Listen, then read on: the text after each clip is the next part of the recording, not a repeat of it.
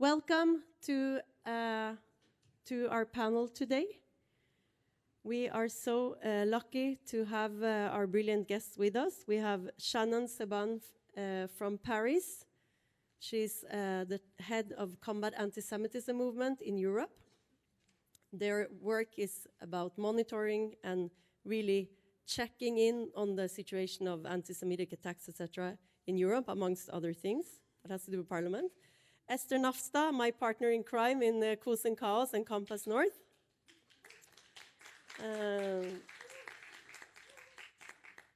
Background in the history of religion. And also we are developing together a program fighting anti-Semitism in Norway, where we feel that there is lacking holes. And then all the way from Tel Aviv, we have Shani Moore, who is a professor at Reichman and has a lot of insight. So good luck. Thank you. Thank you very much. Thank you very much. All right, I just committed to memory the bios, and I didn't need to. That was great. Let's dive into this topic.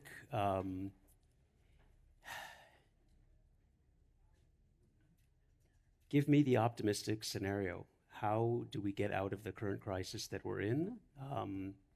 And I'll ask maybe after that, just give me like a quick optimistic scenario, because you both are involved in combating the threat that we all see on the horizon. So you must, on some level, believe that this is a struggle that is both worth engaging and one that's winnable. So if it is winnable, I see one of you is nodding and one of you is looking skeptical, so we're already going to have an interesting. So, but to the extent that it's even worth our effort trying to do something here, what's the positive outcome that you think we can actually affect?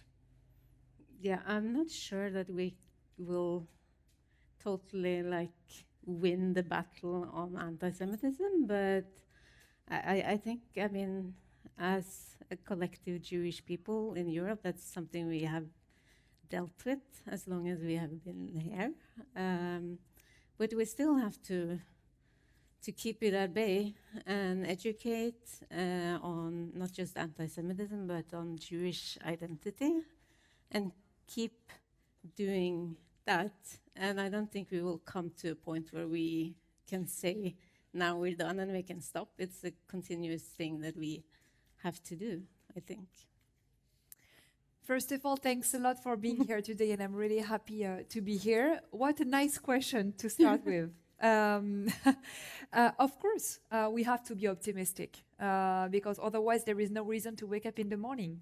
So of course the fight is really difficult, and I can tell it as the executive director of European Affairs at the Combat Antisemitism movement. There is no one single day where we cannot record an anti-Semitic incident in the world. So of course it's particularly preoccupying, but when you are facing such a situation, I think that there are two options. The first one is being passive, and my feeling is that when you remain passive, that means that you are you agree with what's happening and such. And the other solution is that you decide to fight back, and that you try to make people understand that what's going on, it's not normal. Because our feeling, and I'm particularly, I'm convinced that everyone is in this room kind of agree with what's happening. We have the feeling right now that being anti-Semitic, it's kind of normal. And it's even fashion at some point for some people. So what's the solution?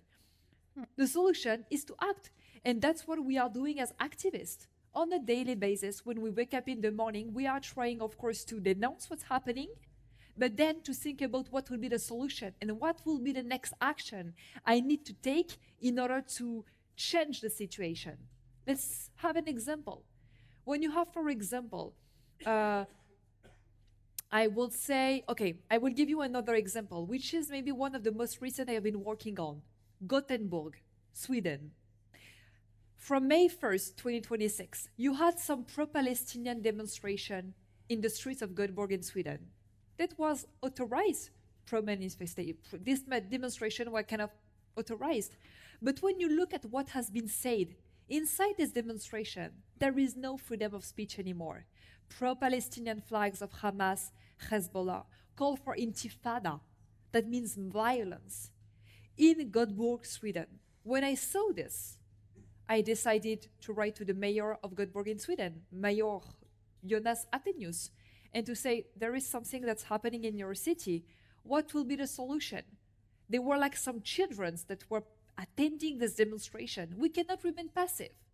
Then the mayor answered to me, and they say, okay, it's not my responsibility. I condemn what was happening, but maybe you need to reach out to the local police forces. I did so. And then I reached out to Petra Lund, who is the National Police Commissioner. This is what we need to do right now. Not only to denounce the situation, but also to think about the solution on a short-term basis, but also on a long-term basis with education and justice. When you got to the police commissioner, what was the response you got? So to be fully honest with you, I just received the answer from the police office of Petra Lund from Sweden, and she told me that I need to consult first with the local Jewish community. This is what we did, obviously, but I have the feeling that in this kind of situation, no one is responsible, and it's kind of a loop and a vicious circle where everyone is saying, oh, it's not my fault. Of course I condemn it, but it's not my fault. Maybe ask this person. Oh, no, maybe, okay. When you ask this person, they will tell you, no, ask this person. I mean, look at this. At some point, you need to be responsible and to assume your responsibility. And if the current law and the legal framework is too permissive, then you need to change it. This is like being brave. Of course, the current law is maybe not adapted, let's say, to the current situation and to the current form and the contemporary form of anti-Semitism, but then we need to adapt it. For example, I'm speaking from France, but in France, anti-Zionism is not condemned and recognized as the new form of anti-Semitism. But I say it very clearly and very firmly. Anti-Zionism is anti-Semitism. When you deny the right of the people to have their own state, when you call for the destruction of the state of Israel that has been recognized by United Nations and such, for me it's anti-Semitism and it needs to be condemned. Have you had a similar experience here? Yeah, so we work like on a little bit different level and a different approach from Cam and Shannon.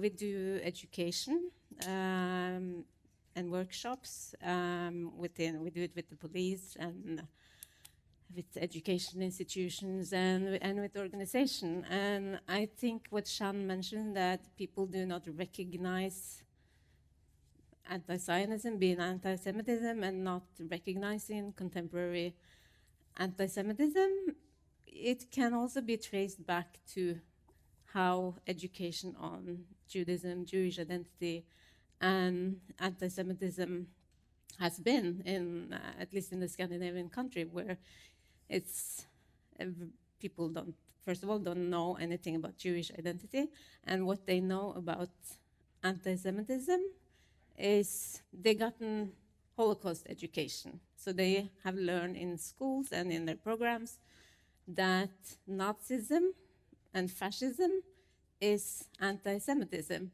and it creates all these blind spots where people do not recognize it, and that is maybe why you are facing those responses that you are, because they don't have the knowledge to recognize and they don't have the knowledge to know what they do. So we work more on an educational level to fill those gaps.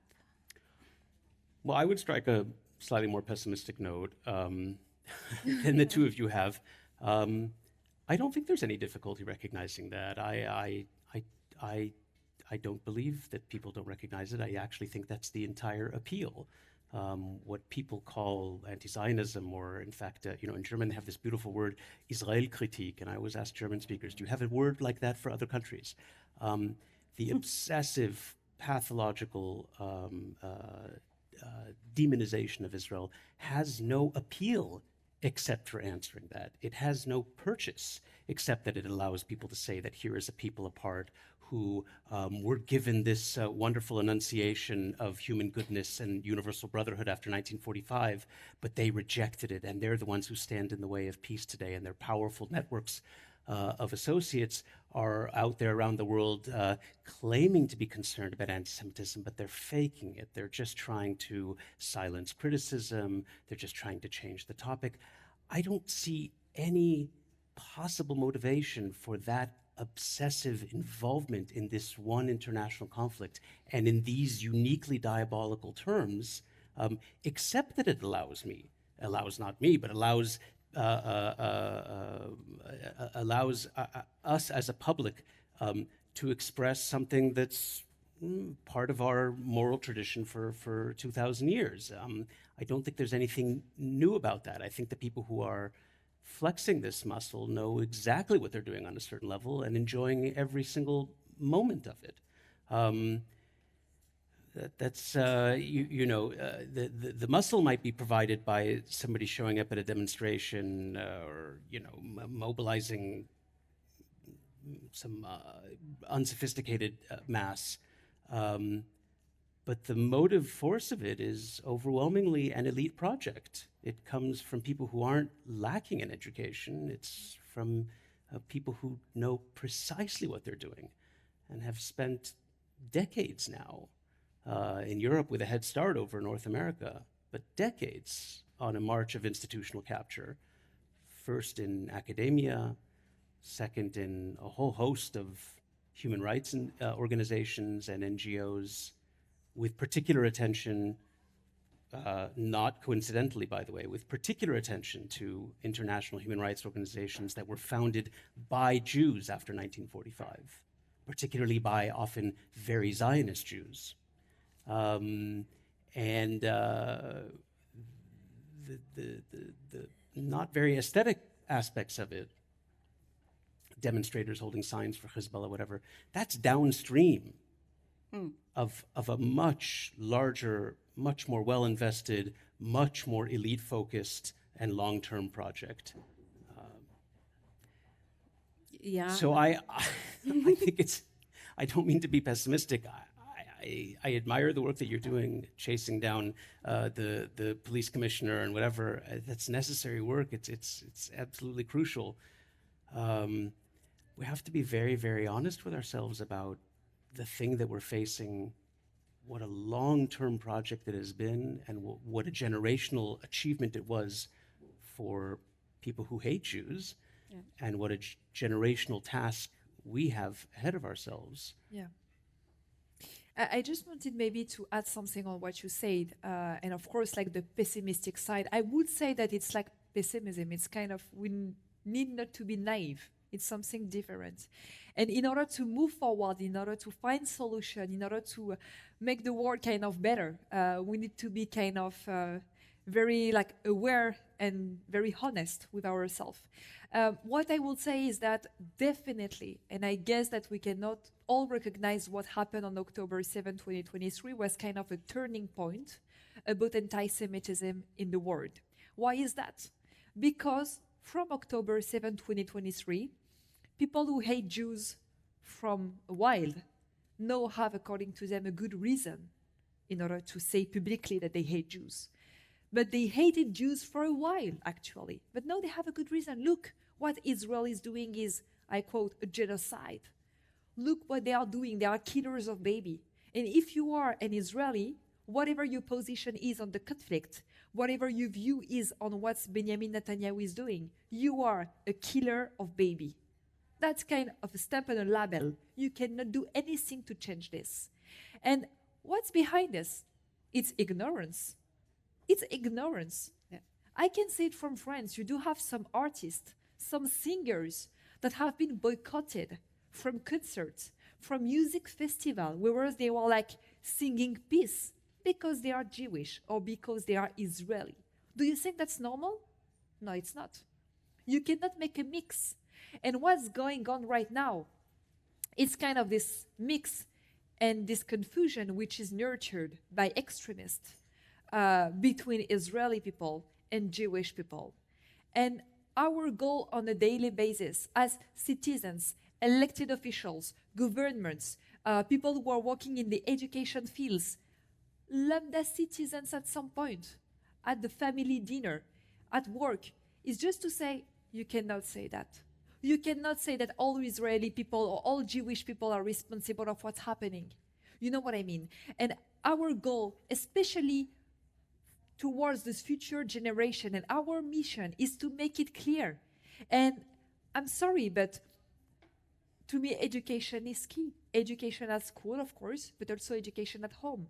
And when it comes to education at home, it's also about social media and what's happening at our platforms. We are now entering a new world where we now need also to enter a battle with the social media. When you see what's happening in our phone on a daily basis, honestly, it's a shame. It's a shame. So we need to make this clear. We need to raise awareness. And also we need to make people understand that fighting anti-Semitism is not only a fight for Jews with Jews. It's a fight, of course, for Jews, but for democracies more globally. I'm standing against anti-Semitism, but I'm also fighting racism and any kind of discrimination. Whatever the group is targeted, whatever the religion is, it's a common fight to protect our democracy, and this fight is particularly important, especially here in Europe. Definitely. And I totally agree with you that those actors that you mentioned exist. But there are also, you can see anti-Semitism as a virus, as something that's interwoven in like Western culture, and something that after October 7 could easily just be woken up. And like those actors who wants to split and polarize and have an interest in that, they can use that. But for us, our mission and what we choose to focus on is to educate people, because I think a lot of the people that participate in the demonstration that calls for killing of Jews, they don't even understand that that is what they're calling for. So for us, we focus on educating people on that so they can make like at least enlightened choices on what they participate in. And with the social media, I mean, if you give people the knowledge, they don't blindly consume propaganda that also plays on something that is so interwoven in our culture that it wakes something in people. People will say, yeah, there's something about those Jews because I heard this and I heard that. And that's why I think education is so important, because it makes people stop and maybe stop spreading that virus unconsciously, at least. But today, if I'm an ambitious, young, internationally minded person of conscience, and I don't just mean since 2023, I mean at any point in the last 40 years, and I, in my education or in my professional development, want to specialize in human rights, international law, public health, I don't know, water management, international charity, whatever it is, I am socialized into a world. Yeah. I mean, as part of entering a kind of epistemic community, I am socialized to see the Jewish state as a uniquely evil presence in the world. And resisting that socialization is in the capacity of a tiny percentage of people. Some of them because they're Jewish, some of them because they're somehow connected, because they've been there. But for the most part, nobody who enters any of these professional fields or any of these kind of do-gooder métiers or any of these epistemic communities has even the basic tools or the desire to resist that. On the contrary, it becomes really an organizing principle. By the way, not even a particularly interesting one. I mean, it has so many obvious theological precedents. And that becomes, I mean, the output of, I've done a few, just sort of in my own professional development, for example, I did a few random things that had to do with the WHO and things like that, right? And even in a place like WHO, and again, I'm talking pre-October 7th, people who care about global public health, people care about vaccines, people care about whatever, the amount of absurd obsession with the idea of these crazy Jewish doctors doing lots of evil things. I once kept a running tally. When I was a graduate student in Britain, all the smarts said they read The Guardian, for example. So really, with almost clockwork-like precision, once a year there was a big expose in The Guardian about something horrible Israel did. It was always demonstrably false, but it usually involved crazy Jewish doctors doing something connected to racial supremacy, and some hero speaking out. So they had a story that they later had to retract about organ harvesting. They had a story about an MP who said that the IDF sent a rescue mission to Haiti after an earthquake, that they were stealing Haitian organs. This is in a paper of respectable liberals, right? They had a story a couple years later that was false also about Israel forcibly sterilizing African women. And then, of course, during the vaccinations and COVID, there was a big kerfuffle, which many human rights groups lent, which was also completely false, about Israel practicing vaccine apartheid. But there's this almost ritualistic need to imagine that. Yeah. And in the language of anti-racism, in the language of people who do not see themselves as a bunch of medieval villagers walking out of the church on Easter Sunday to stone the town Jews, they think they're the good guys. Yeah. They don't realize that their spiritual predecessors thought they were the good guys too. And that is, so if you're not a committed person, but you care about public health, yeah, you care about the environment, to say nothing of you care about human rights or international, whatever, the only way to get an education, the only way to join an organization like that is to buy into that very, very, very theological worldview. And the only way to resist it is to be an extremely high information person, usually with your own personal connection. Yeah, and even there, it's very difficult, yeah, right? So, Doctors Without Borders, by the way, the Israelis who were there, and there were, Doctors Without Borders organization started by Jews and had a huge representation of Israelis, very few from many of the countries that are obsessively critical of Israel. And the Israelis doctors who were there were basically harassed, and ultimately most of them had to leave. They had to either hide their identity when they went to places, and or ultimately felt extremely unwelcome there. That happened in organization after organization, in field after field after field, in a very predictable pattern as each citadel falls one after the other over the course of a good 40, 50 years now. Anyway, like I said, I mean, so much of this, our discussion focuses on downstream effects. Our discussion focuses on mass participation events. Those are the ones that are threatening to our physical security. Yeah. They're really there. I don't gainsay them at all. But behind every mob of 1,000 thugs, there's, a dozen or so department chairs, research institutes, and well-funded NGOs or quasi-NGOs that are doing that are in the intellectual trenches behind them, whether they like that association or not. Yeah, I totally agree. You want to comment on this? No, I mean, I agree, but at some point I'm always like trying to think about like the solutions, because to be fully honest, and we need to be honest with us as well, the situation is not gonna be better in the coming weeks, unfortunately, and as we can see, like ceasefire or no ceasefire in the region over there, when it comes to the conflict, it doesn't change like anything. Especially, and I think that something I would like also to focus on and to share based also on my personal experience is that, as I told you, anti-Semitism is becoming fashion, and as we can see, people are become more and more, they are like kind of innovating on a daily basis when it comes on like how they can target Jews. When it's not your home, it's maybe your car. When it's when you are an Israeli tourist, you cannot like enter an hotel being safe, and like you have a risk to be boycotted and such. So my feeling is that what should be our reaction to that? And my feeling is that we need, of course, to condemn it. But then what I wanted to share with you is that in order to fight something, you need to understand where it comes from. And I have the feeling that it's becoming more and more a political issue, and it has been like instrumentalized by some political parties in order to gain voters.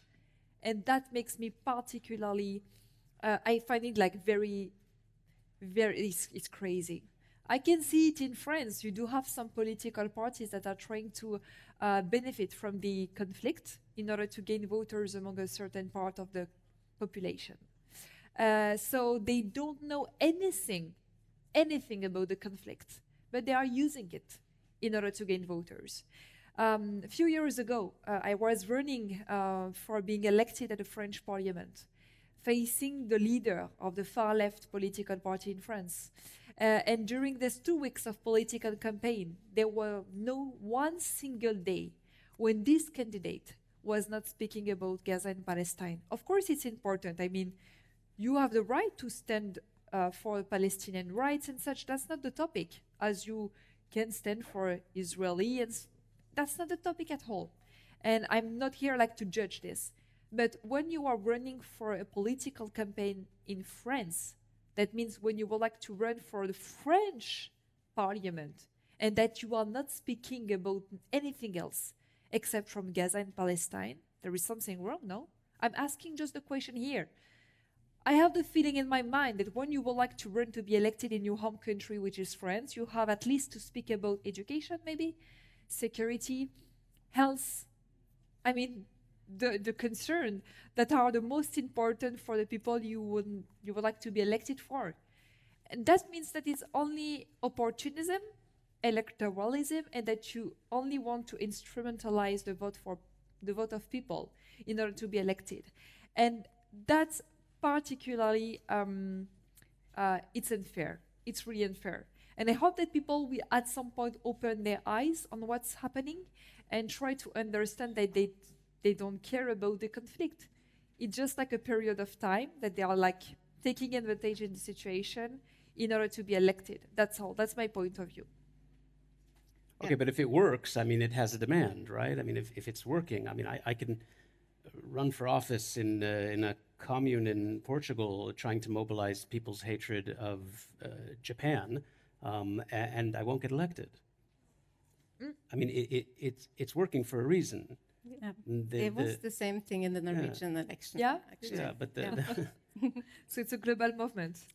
Yeah. No, but for me also, I mean, I don't mind people like engage themselves in Palestinian rights, but we've had like several debates on this. But the problem is, first of all, they're not helping because they don't have the knowledge, and they are letting the Palestine cause polarizing our community and our politics.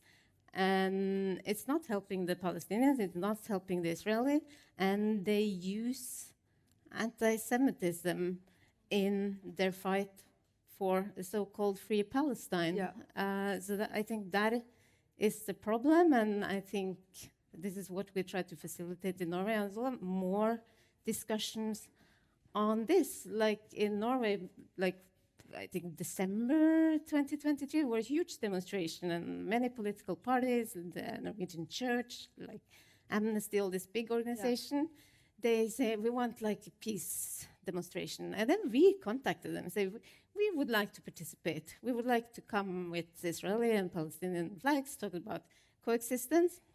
No, you're not welcome. You can come with Palestinian flags.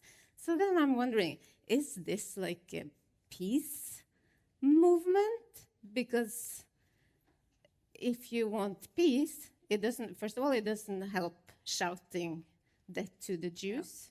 Yeah. It doesn't help like calling for elimination of the one side. It doesn't help chasing Jews. So the problem is not the issue of political discussion on Gaza and on the West Bank. It's like how that debate is like framed, and yeah.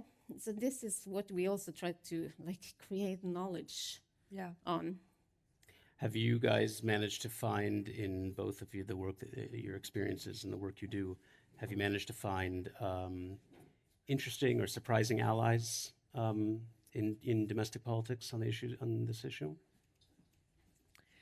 Actually, what I find like very interested, like on a daily basis, my work is also to try to mobilize mayors, elected officials, whether they are like members of national parliaments or members of the European Parliament, but also ministers on some topics. And what I can find like very interesting is that in some countries, you do have some mayors that are like really willing to act in order first to promote Jewish life locally. So we worked on a project at the Combat Anti-Semitism movement in order to help cities to foster their Jewish cultural heritage. That's the first point. That's something which is really important. And on the other point, you do have some mayors who want to adopt like locally some kind of position in order to show that they are like fighting anti-Semitism and that you can fight anti-Semitism, you can stand with Jews while supporting Palestinian people. And that's, I think, the main kind of internal battle we need to make people, you know what I mean? We need to work on. And like, for example, I will use the example of Spain, where to me, Pedro Sanchez is damaging the situation for Jews in Spain, and that's my personal point of view, but I think he is not helping at all. But in the same time, you do have some mayors in Spain that are like really willing to act. And for example, in less than, let's say, 3 weeks, I had like 3 mayors in Spain, in some municipalities in Spain that have like reached out to us in order to say, I want to adopt the IRA definition. For those who don't know what's the IRA definition, is the working definition of anti-Semitism of the International Holocaust Remembrance Alliance, which is a definition that recognizes that anti-Zionism is anti-Semitism, and that when you compare Israeli people to Nazis, it's something that it's not acceptable. So when you have a mayor, when you have a city that say, okay, I disagree with this kind of position, and I would like to adopt the IRA definition, and I would like my city to be in the front of this battle. That's a huge signal, and you have to be brave in 2026 to be to stand up like this. So I think that's something also we need to focus on, is like these positive stories and these positive examples of pro-Jews, of non-Jews that are standing with Jews and for Jews. And to me, interfaith dialogue is particularly important in our daily society. If we manage to have non-Jews in this fight, because there are a lot of voices that are non-Jews. Maybe they disagree with what's happening in Israel and Gaza and such, but they say, okay, I'm making a difference, and I'm standing with Jewish and with Jewish people. And those voices are particularly important. I'm really grateful on a daily basis to receive some messages on my email of people who are non-Jewish but are standing with Jewish people. Could you both speak about the security burdens that the communities face? I think for both of you, it's coming from France and Norway. These aren't new things. These are things that the community has been dealing with more or less since the year 2000. It's a whole generation that doesn't know what it's like to have a communal event without security, doesn't know what it's like to have a school without security, doesn't know what it's like to... I think for the largest community in the world, the American community, that's a very new thing. Yeah. And I was wondering if you could speak a bit about the costs, the actual financial costs of having so much security, and the sort of psychological costs of needing to always have communal events behind multiple layers of security. What that does when it becomes, I mean, somebody who is 30 years old and Jewish in France has never ever seen communal life without armed guards, multiple locations not given in an email, layers and layers and layers of precaution, and I imagine that has a real long-term psychological effect as well. It also, I think, has an effect on the ability of the community to retain itself. Mm-hmm. Yeah. Definitely. I mean, like the religious communities in Norway, they had police protection for a long time, and the kindergarten as well. for us, our organization, we are independent. We do collaborate with the communities, but we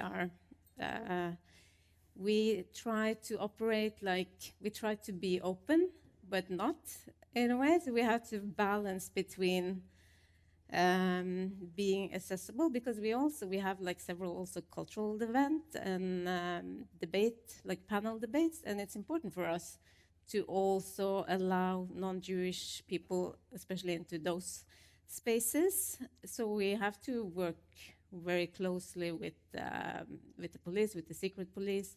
We have our own security people, and of course it's a cost, and we are a small organization. And I think, like you mentioned, the psychological part of it. I am now so used to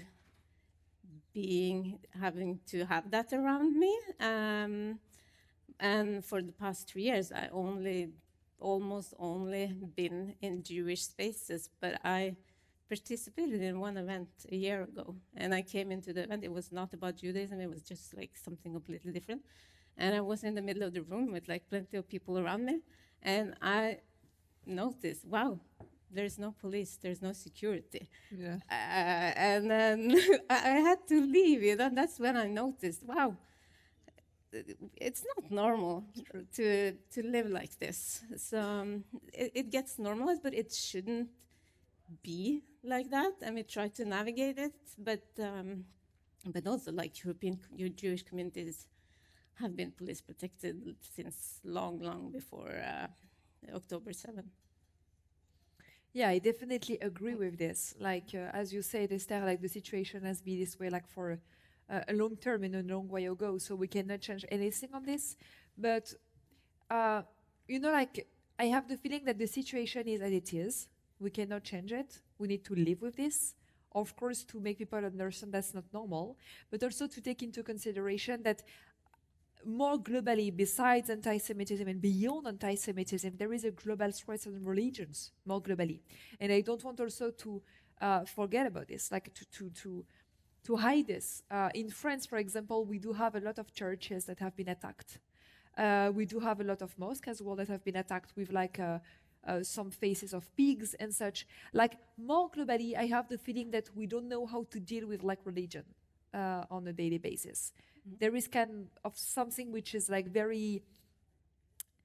that kind of divide people. And I think that it should not be the case. I mean, in France, we have this so-called concept of laïcité, which is a French concept which is unique in the world, that kind of refers to secularism at some point. The fact that like everyone is free to practice or not to practice his religion. And you have like this freedom of religion at some point.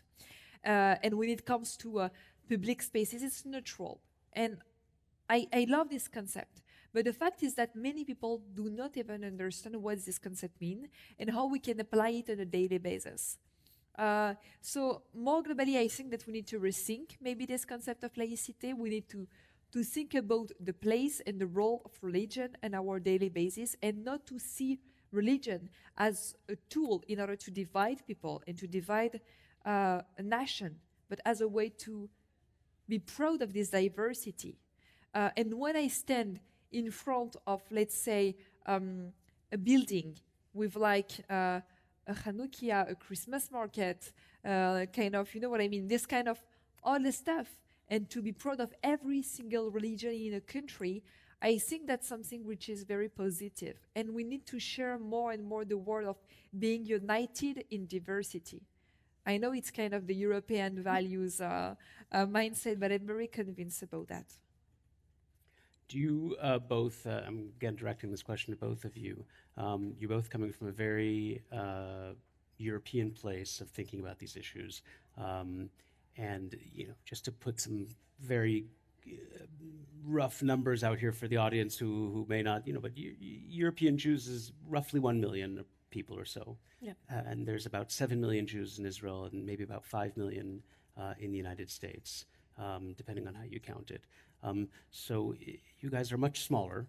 On the other hand, a much longer historical memory of this political and demographic configuration than either Israeli or American Jews have. I mean, there's a continuous memory of being a minority in a continuous political and religious space and geographical space that's not there. And of course, the other big difference is that both of the two larger communities, the Israeli and the American ones, are created in an image of, and in many cases quite insouciant, an image of the absence of anti-Semitism, and in many cases insouciant of it, and often not particularly understanding of it in the way that the communities here are. Do you feel any real gaps on this issue between what your communities are facing here and when you try to conduct the conversation about this problem, either with Jews from the United States, from North America in general, and from Israel? Oh, wow, good question. I mean, I think you have a point when saying that we have been so, like, anti-Semitism is so normalized. I mean, I speak to Israelis, they're more shocked and they're like, well, you have to react to this and that, and this is awful. And maybe like similarly with Americans. I mean, I grew up in a family where my grandparents were Holocaust survivors. I didn't grow up like religiously connected to religious community, but I grew up with many Holocaust survivors around me, and I learned that the Jewish outside, you are Norwegian, the Jewish history, the culture is something to keep behind closed doors, and then, you know, we don't talk, we don't complain, we just adapt, and it functioned. I always felt like completely Norwegian. It wasn't until October 7th I felt like not belonging for the first time, and it was kind of like an absurd experience. But then that was my first like thought, and then my next thought was, I have been so stupid. I mean, I read European history. I read Theodor Herzl, his experience in Paris and in Vienna. And yeah, and now I'm experiencing it. And I was stupid for thinking that this was a phenomenon of the past. And I really did think that. I mean, I knew that there were anti-Semitism, but it was on the fringes. And it was like the police protection around like the Jewish communities, it was so normalized that it was just accepted. It was just, but it's what happened, like what shifted after October 7th is that it became so acceptable to say something anti-Semitic. It filled every spaces, and I talked to many like people from the Jewish community or with Jewish background in Norway, and they talk about the same thing. They're like, for the first time, I'm isolated at work. People withdraw from me, or they have like social things in their workplace where everyone decides, oh, we have to go to a Zionist-free restaurant. And then the Jews, they are not welcome there. So it's like all these like small things that wasn't present, but maybe it was present, but we didn't see it. But it became visible for the past 3 years. So I don't know if this answers your question, but yeah, that's my experience of living in Jewish European community. I don't know if you agree on this, but I will suggest maybe that we can have some questions from the audience at some point. If we have time, I think it will be a good idea. So if some of you have some questions, I guess that we will be more than happy to answer to it.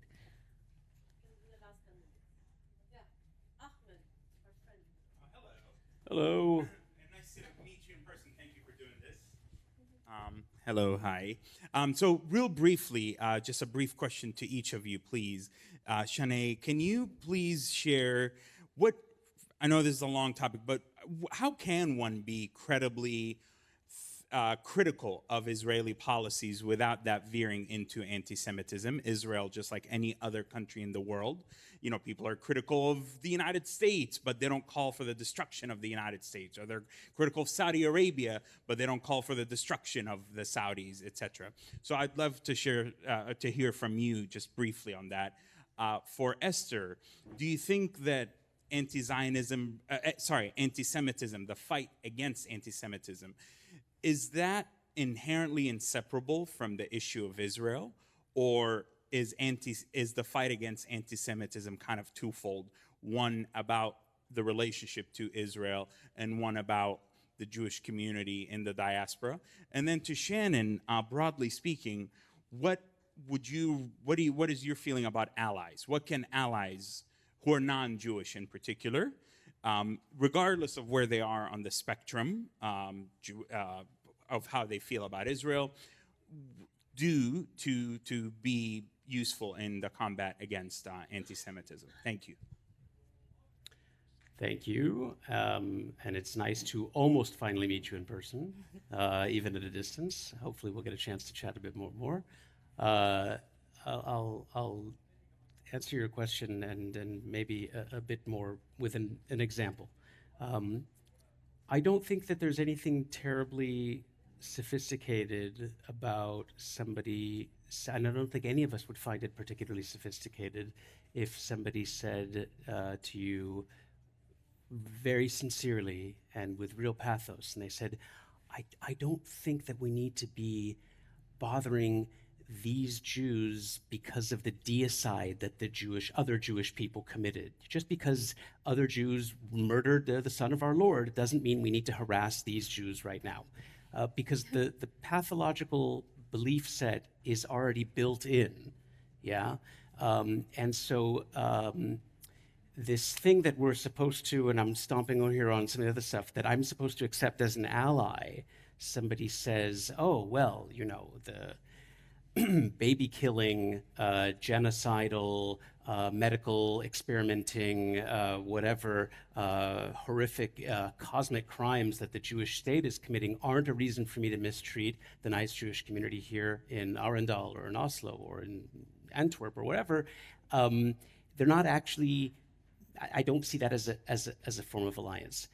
Your question about criticizing Israel already had the answer built in. You criticize a country, you can criticize the government's policies, you can criticize an entire country, you can criticize a whole culture. People do that all the time. You should hear the way people talk about the French or the Americans or anything else.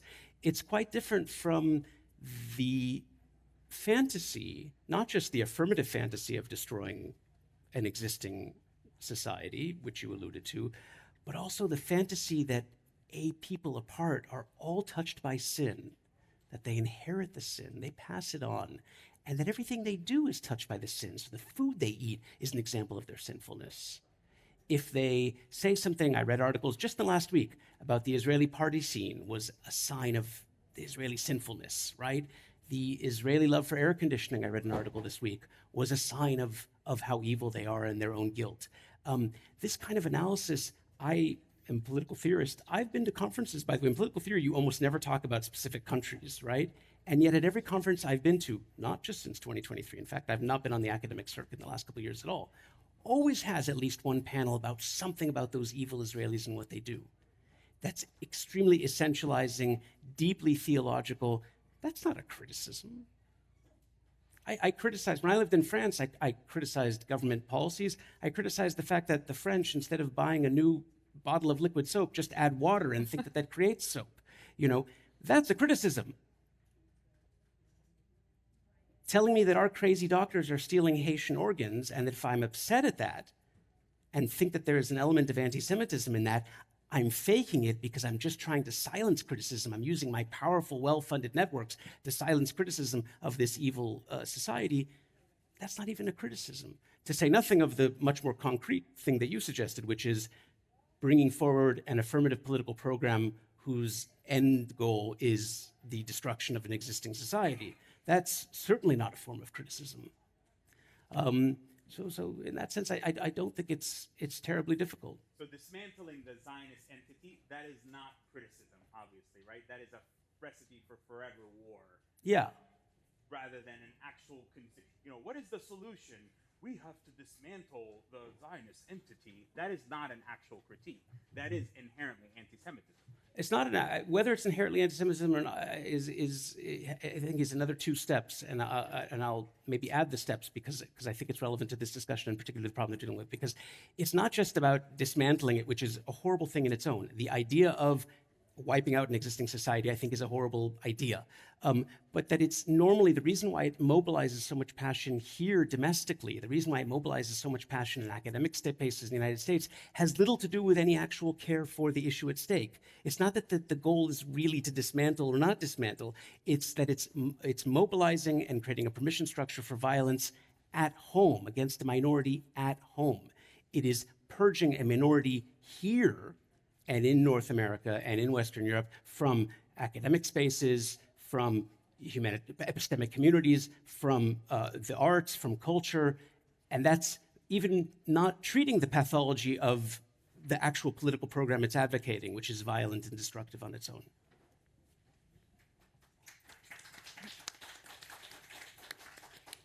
Okay, so the question was something like, is the discussion on or the fight against anti-Semitism always connected to Israel, or should it be divided?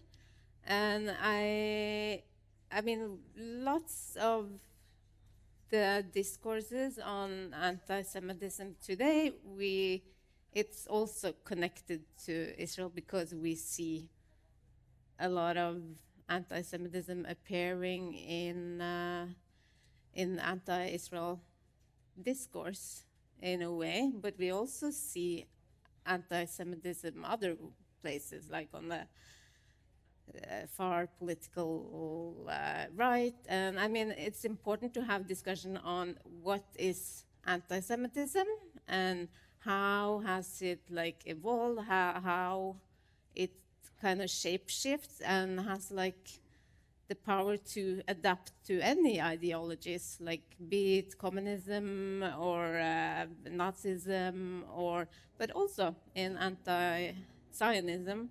So it is two discussion and two discourses, but they definitely overlap. Thank you. And your question was about the allies. I think that when it comes to, like, of course, it's really difficult to find allies, honestly. And I can see it also, I'm speaking from France, so if I may share kind of my personal view on this, it's really difficult because when you are a non-Jewish person, what would you stand on such kind of a sensitive topic at some point? But as I told you, I think that our goal also is to make people understand that when you are fighting for Jews, when you are trying to fight anti-Semitism, that not means that you agree with what's going on with the Israeli government and such. It's just that you are fighting for your values. And we do see a lot of organization of people who are non-Jewish that now have decided to stand up for Jews, but also for any kind of racism and discrimination. So our goal on this specific topic is just to say that that's not a Jewish issue. It's something that also damages our value. And if I may, and if I would like to insist on something, at our Antisemitism Research Center, what we call the ARC, we are like recording incidents on a daily basis. What you can see is that you have 50% of the incidents that are coming from the far left, basically, and 50% are coming from Islamism. Okay? When you look at Islamism, I'm sorry to say it loud, but they are also damaging our common values. They are damaging democracy. They are damaging our European values. So that means that when you are fighting Islamism, you are also fighting anti-Semitism. That's linked. So we just also need to think about what's behind us. And as you can see, Islamism is also targeting people within LGBT demonstration. They are also trying to impose the Sharia law. I'm sorry to speak about that, but we also need to take this into consideration. So it's not only targeting Jews. Of course, if you look at the Hamas charter, There are some calls, explicit calls to kill Jews and such. But more globally, Islamism is trying to destroy our European values. So if you don't want to fight for Jews openly, please fight for our European values. That's, I think it's really important to also make the link between both, because this link is unfortunately obvious at some point today.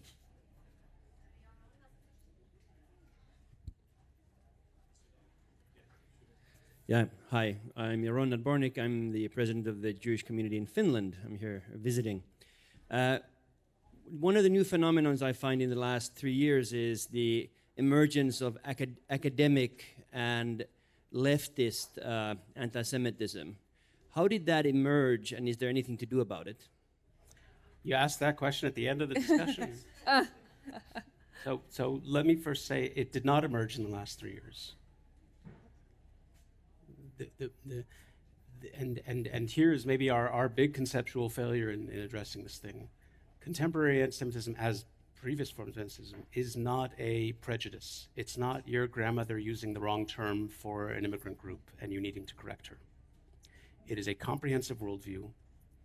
It is a comprehensive doctrine of the good, and it's an ideology.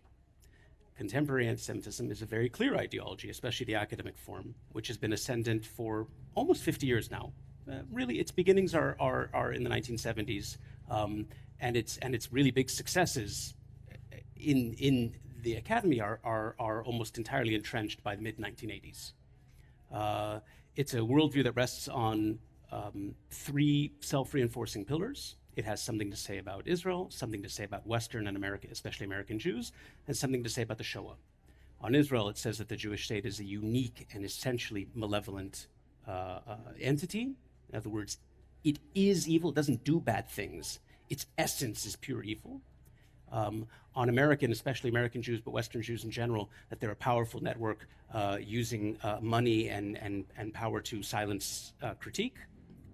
And on the Shoah, it acknowledges that it happened and that it was a horrible thing, but it's very, very important that it was not unique, that Jews are getting a lot of mileage out of it, and that anyway, what the Jewish state is doing is in the same category of crimes.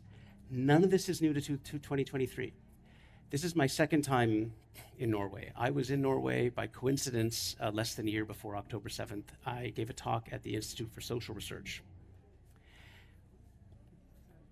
At the end of my talk, on a different topic, I said something that really shocked my audience, and they were all very angry at me, except for one person. I said, in the next outbreak of Arab-Israeli fighting,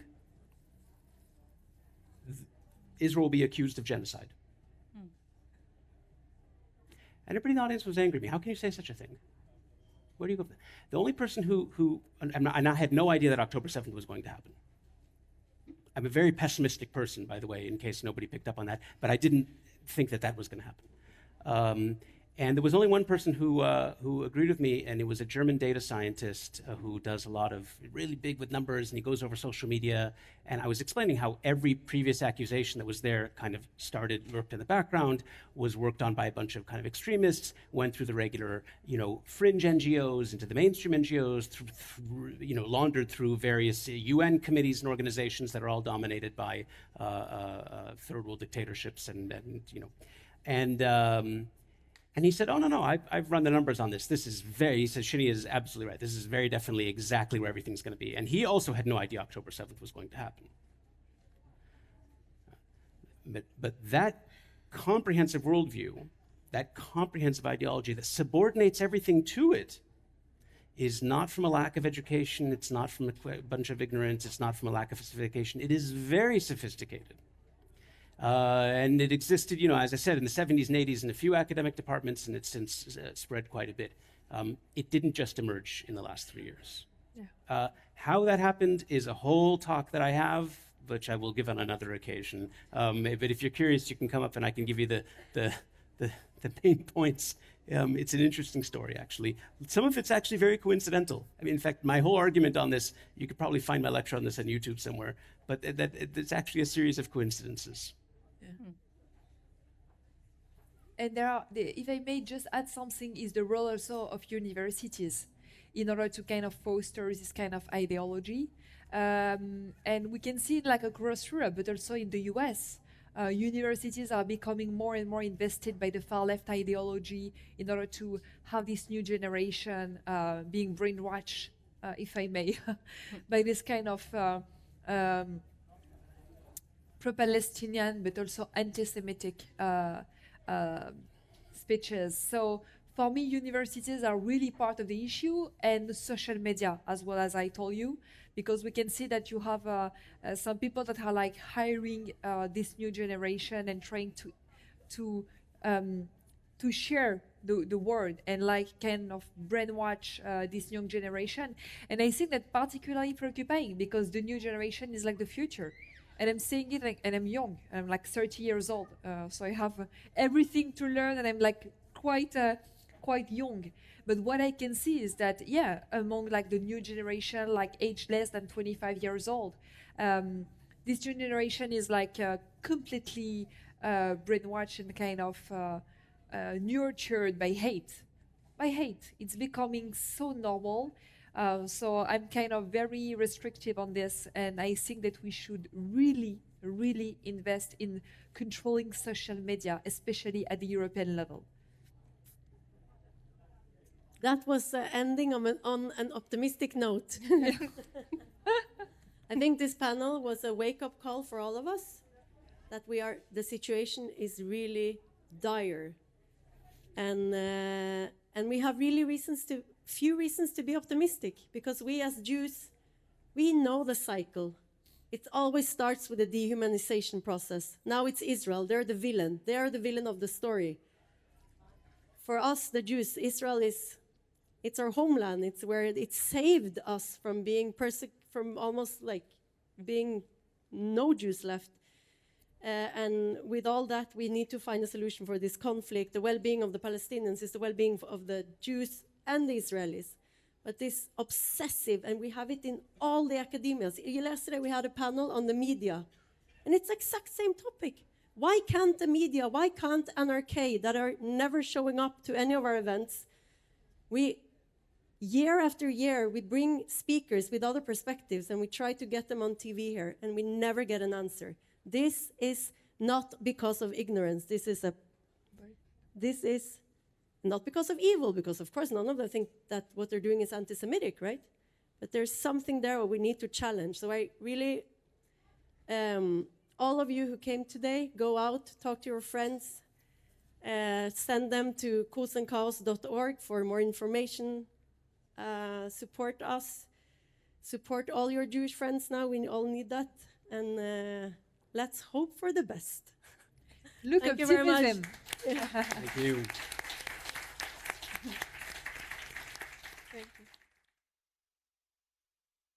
One last thing. Tomorrow we have a new series that we're starting, which is called Future Middle East. It's going to be in Oslo tomorrow at Røverstaden. It's a place in Oslo. It's a nice bar there as well, so we can have some drinks also. And it's going to be with Shani, Ahmed Al-Khatib, and Alex Vatanka.